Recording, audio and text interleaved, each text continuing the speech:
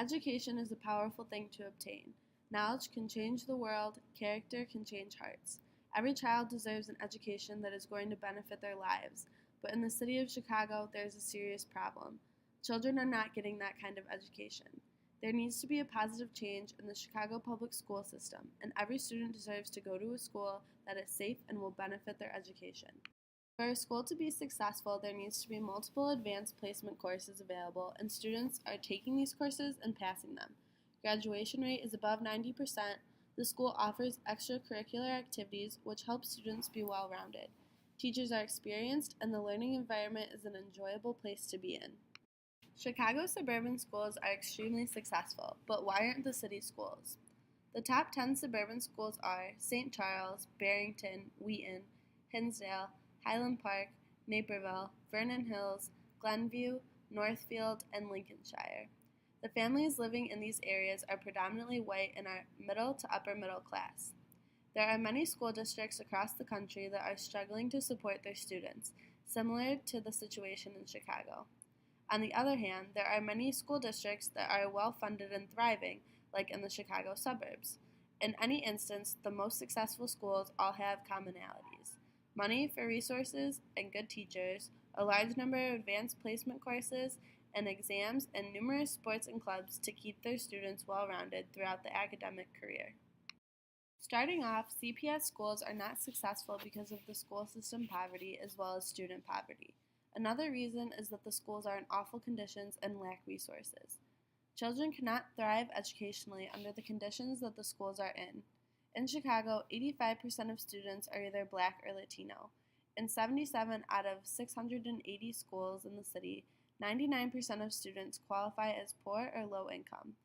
In 388 schools, it is 90%, and in only 50 schools, the percent is less than half. Since the majority of the students attending these schools are coming from low-income families, they need support and resources from their schools, especially because they are not getting it at home. Because of the lack of resources, though, these children aren't getting the support they need. A new study by the Chicago Coalition for the Homeless suggests that many homeless youth are not benefiting from the educational services they deserve. The study found that more than half of the known homeless youth did not gain access to preschool schooling, counseling, public benefits, tutoring, and help with long-term housing. In fact, the study suggests that about 44% of the school districts admitted a shortage in capacity to identify and enroll homeless youth into schools. These findings suggest that there is a huge shortage of resources that deal with the homeless students in Chicago. Not only are these schools lacking support and resources, but the schools themselves are in awful conditions.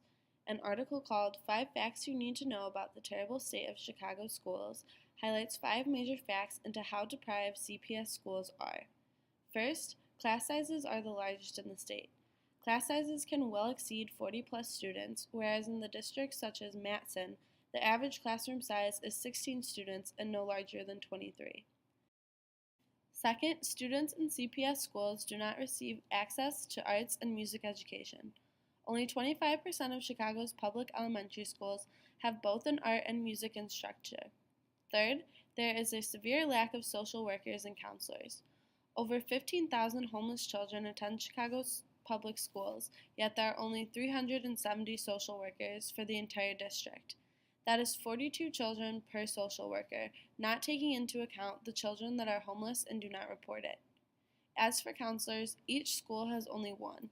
A school with over 1,000 kids only has one adult available to them offering counseling services. Fourth, 160 schools do not even have libraries. Libraries give kids, especially impoverished children, access to information that they could possibly not be able to obtain anywhere or anyway else. And finally, fifth, Chicago does not provide free public transportation for students. This leads to absences, children walking through unsafe neighborhoods, and leaving working parents scrambling to somehow get their child safely to school. According to a quote from Chicago Teacher Union, 42% of Chicago's elementary schools lack full funding for arts and music teachers, even though the Department of Education calls arts and music education practically beneficial for students from economically disadvantaged circumstances and those who are at risk of not succeeding in school. Chicago schools also lack adequate funding and equipment for physical education. Only 13% of middle school principals reported having enough physical education resources for their students in 2011.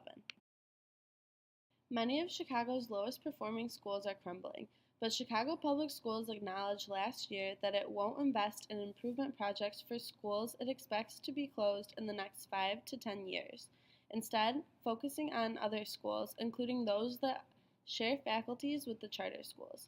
Here's a video of Governor Rauner discussing the conditions of our schools. Today, Governor Rauner and Mayor Emanuel were back at it, trading nasty barbs. The war of words escalated when the governor said this. When you look objectively at the status of Chicago public schools, many of them are inadequate, many of them are woeful, and some are just tragic. Many of them are basically almost crumbling prisons. During my research, I interviewed a family friend who has taught at John H. Kinsey Elementary School in Chicago for 24 years. Teachers are some of the only adults who get to witness what it is like to attend CPS schools and what it is like inside the classrooms. When asked, she explained the many hardships that impoverished students face. She went into detail about how kids come to school hungry, only getting the one meal a day provided to them at the school. Kids come with dirty clothes or do not own clothes for the cold weather. Some have not bathed or brushed their teeth for days. She elaborates, in order to help these children learn, we first have to address the above issues. Students cannot pay attention if they are hungry, tired, and cold. Some come to school on the first day with no supplies, not even a pencil. When it comes to the school system in Chicago, she thinks that public schools do not get enough funding or support from the city, state, or local government. And instead of improving the public schools, the government will just close them and open charter schools. A problem with the charter schools, though, is that they can choose the students they want, and of course they aren't choosing the students with behavioral or family problems. Teaching in a school of need, she feels as a second parent to all of her students.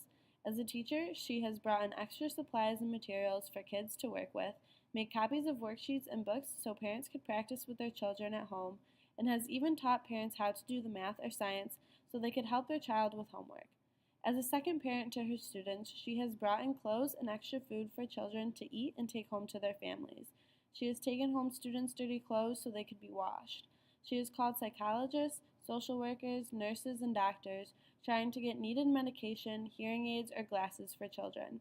Even after work, she answers her messages, texts, and phone calls from parents asking any questions. She knows there is not much else teachers can do. These children need help from their families and communities, and shedding light onto the real personal witnessed accounts everyone else will know too. Chicago public schools are left in a never-ending cycle of failure, along with other city schools across the nation. Attempts have been made to fix city schools, but small success has shown because the measures taken to fix the problems are small themselves. The city of Chicago seems to think that closing a rundown school is a better option than improving it, and then give its funding to charter schools. But when a school closes, it leaves students scrambling to find a new school to attend, and the new one is probably just as insufficient as the last, having the uncertainty of remaining open or not. Extra funding is helpful to any school, but it is not going to fix all the problems, especially for schools in Chicago, which is a common misconception by the school systems. Most deteriorating city schools are deemed unfixable and left to fail. Every child, by law, has the right to receive an appropriate, free public education, and children in city schools like Chicago are not receiving that. The school system cannot rely on attempting to gain extra funds, closing schools down, or avoiding the situation. These three reasons are basically effortless attempts to try and fix the city schools. According to centerforpubliceducation.org, 5 essential building blocks for impoverished schools that strive to be successful are a culture of high expectations and caring for students, a safe and disciplined environment, a principal who is a strong instructional leader, hardworking and committed teachers, and a curriculum focused on academic achievement that emphasizes basic skill. In 1989, Union City School District in New Jersey was ranked next to last in the state. Today, scores are the best in the nation, with graduation rate of 89.4% and Union City High School ranking among the top 12% nationally. It's sending its students to top colleges. 99% of Union City students are minorities, and 94% of them are economically disadvantaged, yet the school is thriving. Turning the school district around was not done by taking measures such as closing schools or aimlessly trying to gain extra funding, and it definitely wasn't done by ignoring the problem either. The district instilled free preschool 6 hours a day, 245 days a year, which was taught by teachers with college degrees. They introduced and used a consistent curriculum across classrooms, and assessments in the school district measure students' critical thinking skills rather than the ability to memorize materials. Moving forward, Chicago needs to get the schools integrated instead of shutting down schools, so all students have access to efficient teachers and resources. The Chicago public school system needs to manage their money better so conditions for all students enable learning.